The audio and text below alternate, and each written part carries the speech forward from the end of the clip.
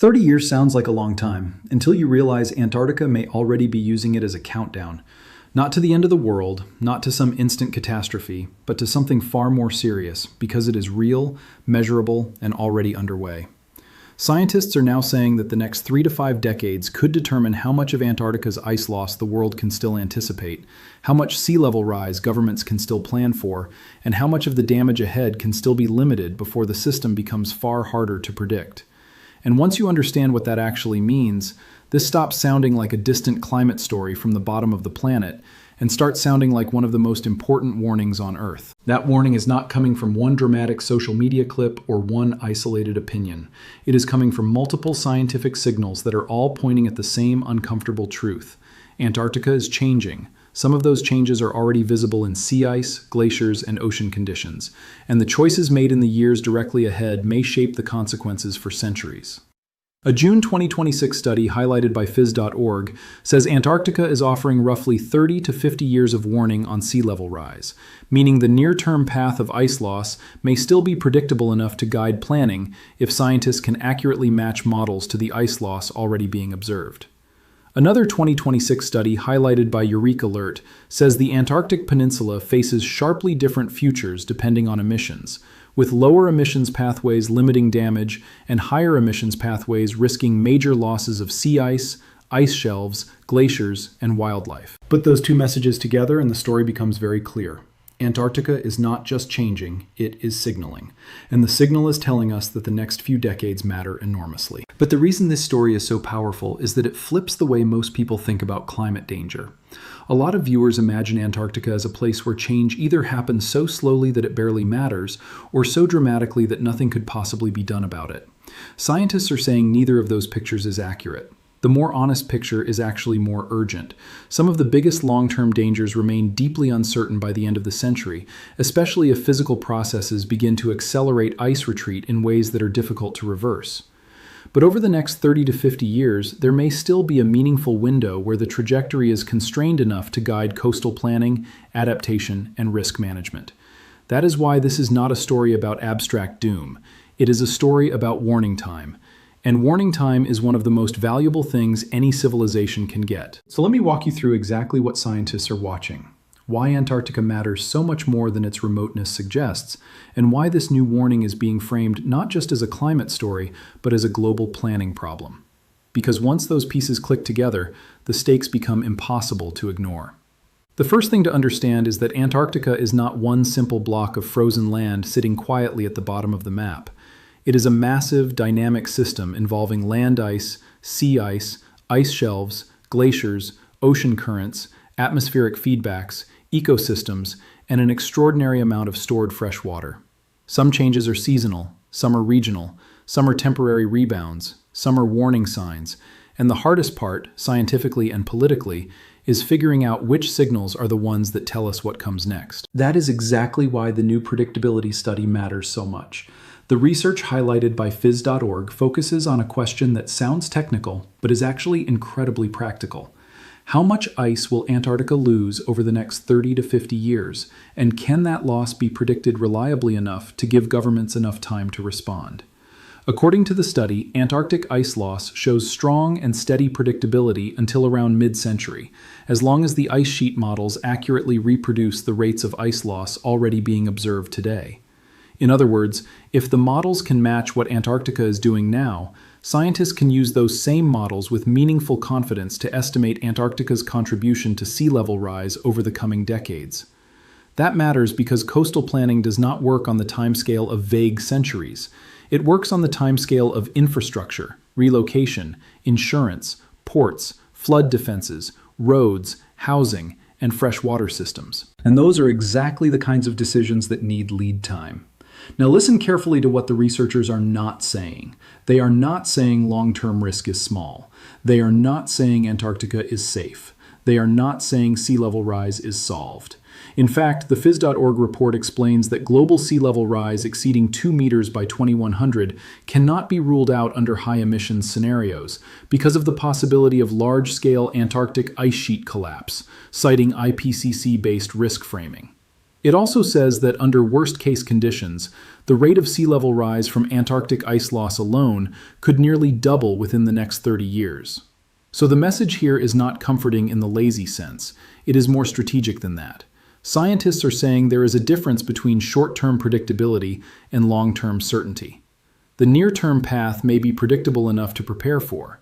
The late-century path may become much harder to pin down if unstable processes accelerate. That means the current window is not proof that the danger is smaller than feared. It is proof that this is the period when acting intelligently still matters most. And then there is the Antarctic Peninsula study, which adds another layer of urgency. The researchers modeled low emissions, medium-high emissions, and very high emissions futures for the peninsula, a region that is both highly vulnerable and very well studied.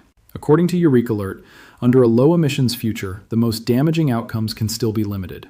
Winter sea ice would be only slightly smaller than today, sea level contributions from the peninsula would be limited to just a few millimeters, most glaciers would remain recognizable, and the supporting ice shelves would largely remain in place. But under higher emissions scenarios, the picture changes dramatically. Warmer southern ocean waters would erode ice on land and at sea faster. The likelihood of ice shelf collapse would grow, and under the highest emissions pathway, sea ice coverage could fall by 20%. That single number is not just a graph problem. It has consequences that spread through ecosystems, ocean warming, and global climate connections. That is the phrase you have to remember throughout this video. Changes in Antarctica do not stay in Antarctica. The lead author quoted in the Eureka Alert release said that very directly. Antarctica may feel remote, but changes there affect the rest of the world through sea level rise, oceanic and atmospheric connections, and circulation changes. This is where a lot of people mentally disconnect. They treat Antarctica as scenic background to the climate story, when in reality it is one of the system's deepest control rooms. If its ice shelves weaken, they stop holding back land ice as effectively. If glaciers accelerate, more fresh water enters the ocean. If sea ice declines, the surface energy balance changes, ecosystems shift, and ocean-atmosphere interactions are altered. You do not need to live anywhere near Antarctica for Antarctica to reach you. And one of the clearest examples of that deeper risk is Thwaites Glacier. A March 2026 European Space Agency report describes new model work on Thwaites, one of the world's most dangerous glaciers for sea level rise. Using observations of elevation change from satellite altimetry and velocity changes from satellite interferometry, researchers trained ice sheet models and found that when those models are calibrated with the right observational data, they become dramatically more accurate. The ESA summary says, predictions of volume change rates became 10 times more accurate over the validation window when surface elevation change observations were used. But what really gets your attention is the forecast implication. In about 40 years, the loss from Thwaites alone could almost equal what the whole of Antarctica is losing today. And if Thwaites were to collapse completely, it could raise global sea levels by over half a meter. That is not a promise that it will collapse tomorrow. It is not an invitation to panic, but it is absolutely a warning about scale. One glacier, one sector, one vulnerable part of West Antarctica, and the consequences are already measured in terms of half a meter of potential global sea level contribution if collapse were complete. The ESA report also says the study predicts ice thinning spreading far inland along a deep valley beneath the glacier, potentially triggering runaway losses. That phrase matters. Runaway losses. It tells you scientists are not simply watching a static block of ice shrink at a gentle rate. They are watching whether retreat could begin to feed on itself through the geometry of the bedrock and the internal dynamics of the ice sheet. And once those sorts of processes begin, the future becomes harder to forecast and harder to control. So on one side, you have a 30 to 50 year warning window where the near-term path may still be predictable enough to plan around. On the other side, you have specific Antarctic systems like Thwaites that remind you how quickly the long-term picture could become more dangerous if certain tipping-like processes gain momentum. That tension is the real heart of this story. Antarctica is not merely a slow tragedy. It is a system sitting between constrained warning and deep uncertainty. It is a system that may still be sending usable signals, but not forever. And that is exactly why scientists are framing this moment as such a critical phase. Now, to understand why that matters, you have to separate two different kinds of Antarctic ice that people often confuse. Sea ice is frozen ocean water that expands and contracts seasonally around the continent. Land ice is the grounded ice sheet and its glaciers, which directly matter for long-term sea level rise when they lose mass to the ocean. The two are connected through climate and ocean processes, but they are not the same thing. That distinction helps explain why some headlines can sound contradictory. For example, the National Snow and Ice Data Center said Antarctic sea ice likely reached its 2026 minimum extent on February 26th at 2.58 million square kilometers, which ranked as the 16th lowest minimum in the 48-year satellite record. That was much closer to average than the previous 4 years and much higher than the record low set in 2023. At first glance, some people might hear that and assume Antarctica is recovering, but that would be far too simplistic. NSIDC was careful about that interpretation. Scientists there said Antarctic sea ice stayed well below the daily average through most of the year, and that strong south winds in January and February pushed sea ice outward in the Weddell Sea, slowing the decline and helping produce a near-average minimum. In other words, the 2026 minimum was influenced in part by short-term wind patterns. That does not erase the broader context. NASA's Antarctic Sea Ice Overview says that after years of small increases through 2014, significant decreases began in 2015, and especially in 2016, with several years since then reaching record lows. NASA adds that Antarctic sea ice has largely remained lower than normal, even with occasional rebounds, and scientists are still watching to determine whether the decline is part of a long-term change or a statistical fluctuation. That is not the language of reassurance. It is the language of a system behaving unusually enough that every partial rebound still has to be interpreted cautiously. And that caution is one of the most important forms of honesty in this whole subject. Good science does not take one less extreme year and declare the problem over. It looks at the trend, the mechanisms, the regional variation, and the uncertainty.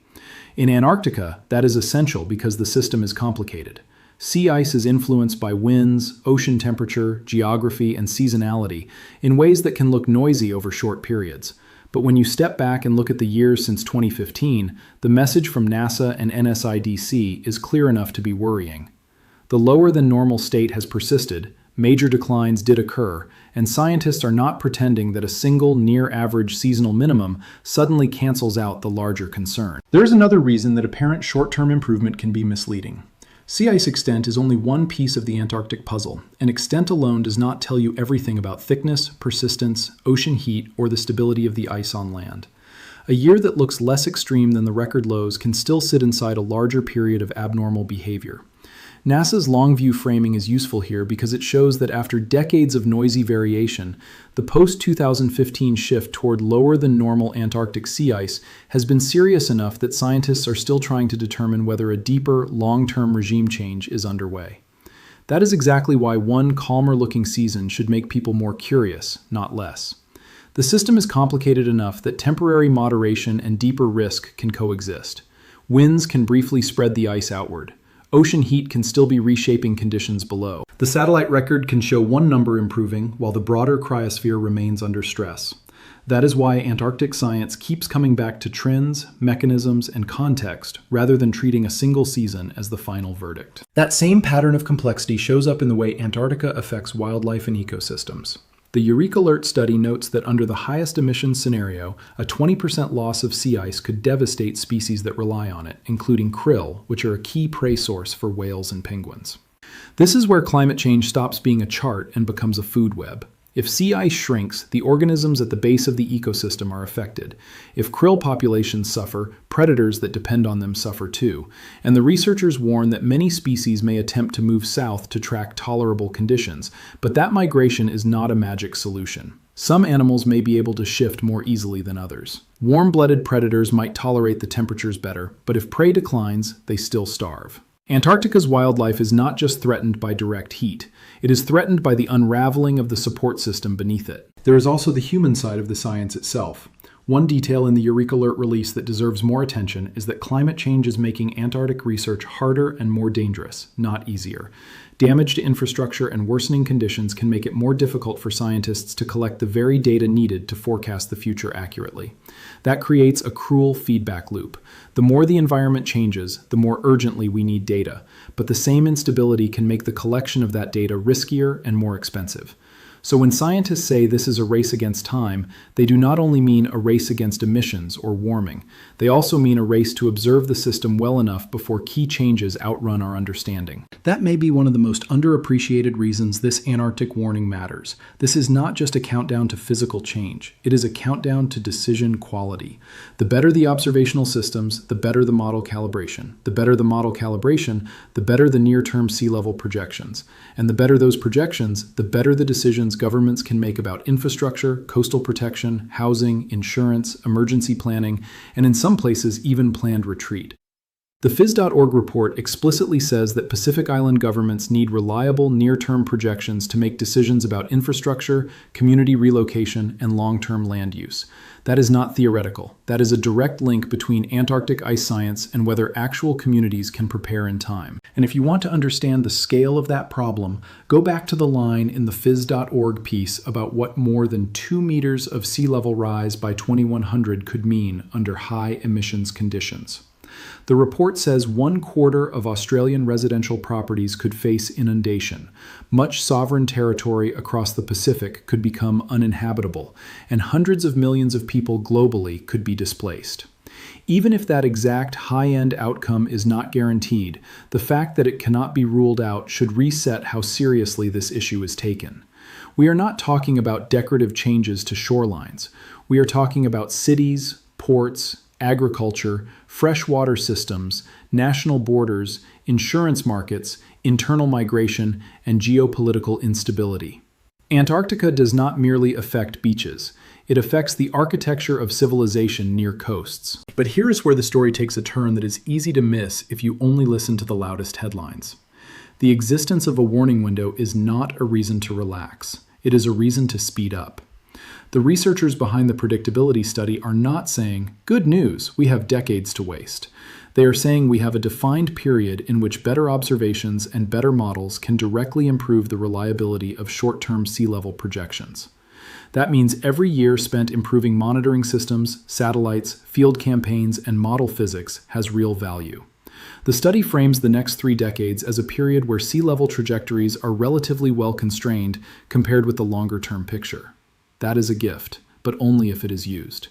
Leave it untouched, and it becomes just another missed opportunity recorded in hindsight. And at the same time, emissions pathways still matter enormously.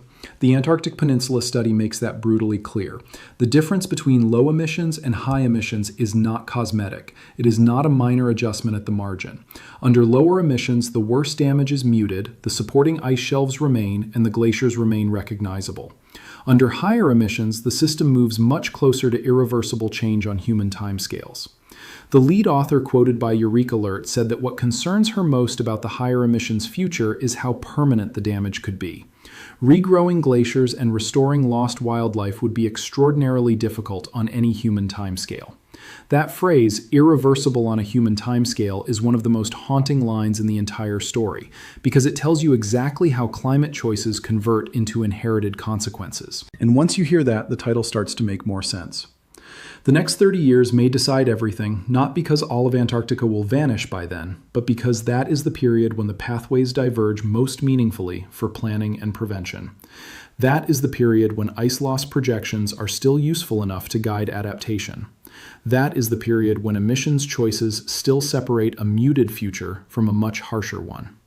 That is the period before some of the most dangerous late-century uncertainties dominate the picture. In other words, the next few decades are where signal and consequence overlap most clearly. After that, the range of futures may widen, the physical feedbacks may intensify, and the cost of every delayed decision becomes larger. That is also why the phrase best case and worst case matters so much here. People often hear best case and imagine safety, and hear worst case and imagine exaggeration. But the best case scenario in the Antarctic study is not a perfect outcome. It still includes ongoing trends of ice loss and extreme events. It is simply far less severe than the higher emissions alternatives. The worst case scenario is not movie-style instant collapse. It is a world where higher ocean heat erodes ice faster, sea ice drops significantly, glaciers and ice shelves lose stability, ecosystems are stressed, and changes become increasingly permanent. That difference matters because climate storytelling often swings between fake reassurance and theatrical doom. The science here is more useful than either of those. It says the bad outcomes can still be limited, but only if the limiting happens through actual choices, not wishful thinking. And there is one more thing that makes Antarctica uniquely unsettling compared with many other climate stories. A lot of the biggest risks are hidden from casual view. When a forest burns, people see flames. When a storm makes landfall, people see the surge. But in Antarctica, some of the most important changes involve thinning, basal melt, grounding line retreat, the loss of buttressing from ice shelves, and deep interactions between ocean heat and ice geometry. These are not always dramatic to the naked eye in the way a hurricane is dramatic, yet their consequences can be larger and longer lasting. That invisibility is dangerous because it makes the crisis easier to postpone mentally. The ice still looks immense, so people assume the danger must still be far away. Scientists are telling us that assumption is exactly what we cannot afford. That is one reason Earth observation has become so central to this story. The ESA report on Thwaites makes a big point of how satellite observations of thinning and motion can transform predictive skill. A satellite more than 700 kilometers away can help scientists understand how a glacier is sliding on its bedrock and how quickly it may retreat over coming decades and centuries. That is extraordinary when you stop and think about it. One of the most consequential questions in future sea level rise is being answered, piece by piece, by instruments orbiting high above the Earth, watching the slow movement of ice that most humans will never see in person. The future of coastal cities may depend in part on whether those observational systems are maintained, improved, and translated into policy quickly enough. And translation into policy is really the whole battle, isn't it? Because the world does not suffer from a complete lack of Antarctic science. It suffers from the distance between what the science is saying and the speed at which systems respond. Scientists are saying the next few decades provide a real planning horizon. Scientists are saying high emissions futures could lock in severe and in some cases effectively irreversible changes. Scientists are saying some glaciers like Thwaites may be on paths that become much more dangerous if certain retreat mechanisms intensify. Scientists are saying Antarctic changes propagate outward through sea level, ecosystems, and climate connections. The gap is not in the warning. The gap is in what societies do with it. And this is where the emotional center of the story shifts. Antarctica is no longer just a symbol of what we might lose. It is becoming a test of whether modern civilization can respond to an early warning before the worst of the consequences fully arrive. That is a very different kind of drama. It is not about watching disaster strike in real time. It is about whether people can take a scientifically credible warning window and convert it into resilient infrastructure, smarter zoning, updated building standards, flood defenses, relocation planning, and emissions choices that reduce the upper-end danger. That sort of drama is slower, less cinematic, and politically more difficult. But it is also the only kind that actually saves people. Now, I want to bring this back to one simple image you should carry through the rest of the video. Imagine Antarctica not as a frozen block, but as a giant system sending out two kinds of messages at once. The first message says, pay attention. Some near-term ice loss pathways are predictable enough that you can still prepare intelligently. The second message says, do not mistake predictability for safety, because beyond that window, the processes can become much more uncertain, much more unstable, and much more punishing if emissions stay high and vulnerable sectors begin to run away. Those two messages are not contradictory. They are the entire point. Antarctica is offering warning time, not forgiveness. And that brings us back to the title one last time. Scientists have issued a new warning about Antarctica, and the reason it matters so much is that this warning has structure. It has a timeline. It has a choice. It has a measurable difference between lower and higher emissions. It has specific regions like the Antarctic Peninsula, showing how best case and worst case futures diverge. It has specific glaciers like Thwaites, showing how dangerous late century dynamics can become. It has sea ice observations that remind us short-term rebounds do not erase the larger pattern of instability. And it has policy relevance that reaches from Pacific Island nations to major coastal economies. That is what makes this more than another climate headline. It is a full system warning with a narrowing planning horizon. So if you want the cleanest possible takeaway from everything scientists are saying, here it is. Antarctica is not giving the world an all clear.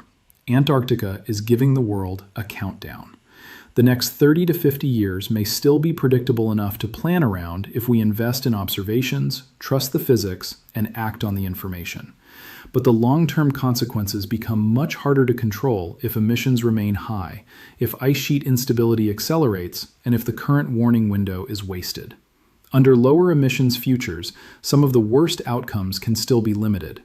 Under higher emissions futures, the changes become larger, harsher, and in some cases, effectively irreversible on any human timescale. And that is why this story deserves to be taken personally, even if Antarctica is the farthest thing from your daily landscape. Because if you live near a coast, Antarctica concerns you. If your country depends on ports, Antarctica concerns you. If your economy relies on insurance, real estate, infrastructure, shipping, fisheries, or stable weather patterns, Antarctica concerns you. If you care about whether future generations inherit something they can still adapt to, Antarctica concerns you. It is not far away in the ways that matter. It is upstream from consequences that move through oceans, markets, ecosystems, and human migration. The warning then is both sobering and strangely clarifying. We are not fully blind yet. We are not fully out of time yet. The signal has not vanished into total uncertainty yet. But the message from scientists is that this period counts. This is the planning era. This is the adaptation window.